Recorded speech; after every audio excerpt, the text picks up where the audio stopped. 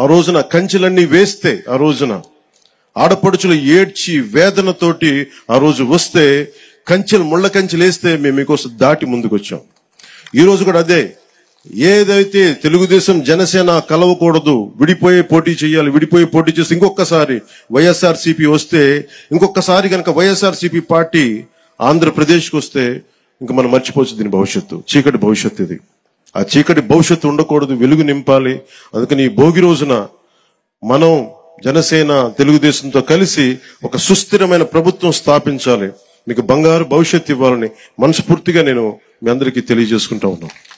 అలాగే జనసేన రైతులకి అండగా నిలబడే పార్టీ, ముఖ్యంగా కౌలు రైతులకి మేము స్వయంగా పార్టీ తరపు నుంచి ఇంతమందికి మేము స్వయాన ₹1,00,000 చొప్పున అందరికీ అందజేశాం. అందుకని మీకు ఎప్పుడు కూడా భూమి కోల్పోయిన రైతుకి, కౌలు రైతులకి, రాష్ట్ర ప్రజలకి, యువతకి, మహిళలకి అందరికీ కూడా పేరు పేరున ప్రతి ఒక్కరికి కూడా నా శుభాకాంక్షలు తెలియజేసుకుంటూ, భవిష్యత్తులో ఈ రోజున మాట్లాడబోయే చాలా ముందు ఉంది. అందుకని ప్రత్యేకించి మీ అందరికీ శుభాకాంక్షలు తెలియజేసుకుంటూ, అలాగే అమరావతి వేదిక నుంచి కూడా మన తెలంగాణ ప్రజలందరూ కూడా నేను సంక్రాంతి శుభాకాంక్షలు తెలియజేసుకుంటా ఉన్నాను. అదే రకంగా ఇంకొక పక్కన పవన్ కళ్యాణ్ చూస్తే, ఆ పవన్ కళ్యాణ్ అనే వ్యక్తి జగన్మోహన్ రెడ్డి గారి కన్నా వయసులో పెద్దోడు. ఆ పవన్ కళ్యాణ్కు ఏం అభిప్రాయం ఉందిరా అంటే, అరే జగన్మోహన్ రెడ్డి నాకన్నా వయసులో చాలా చిన్నోడే, కానీ ఈరోజు రాష్ట్ర స్థాయిలో, దేశ స్థాయిలో ఇంత పెద్ద ఎత్తున ఎదిగిపోయినాడు.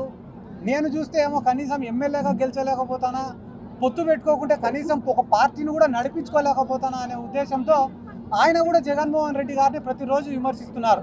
అంతేకాకుండా ఇంకొక పక్కన కాంగ్రెస్ పార్టీ, ఈరోజు రాష్ట్రంలో కాంగ్రెస్ పార్టీ అనేది లేకుండా పోయిందంటే దానికి కారణం వైఎస్ జగన్మోహన్ రెడ్డి గారు.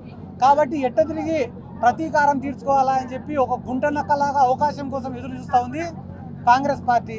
ఇంకొక పక్కన బీజేపీ పార్టీలో పురంధేశ్వరి లాంటి వాళ్ళు కూడా జగన్మోహన్ రెడ్డి గారిని విమర్శిస్తున్నారు. ఎందుకు విమర్శిస్తున్నారు పురంధేశ్వరి లాంటి వాళ్ళంటే, 151 మంది ఎమ్మెల్యేలు, 22 మంది ఎంపీలు, రాజ్యసభ సభ్యులు, ఈరోజు దేశంలోనే ఒక బలమైన నాయకుడిగా జగన్మోహన్ రెడ్డి గారు ఉన్నారు.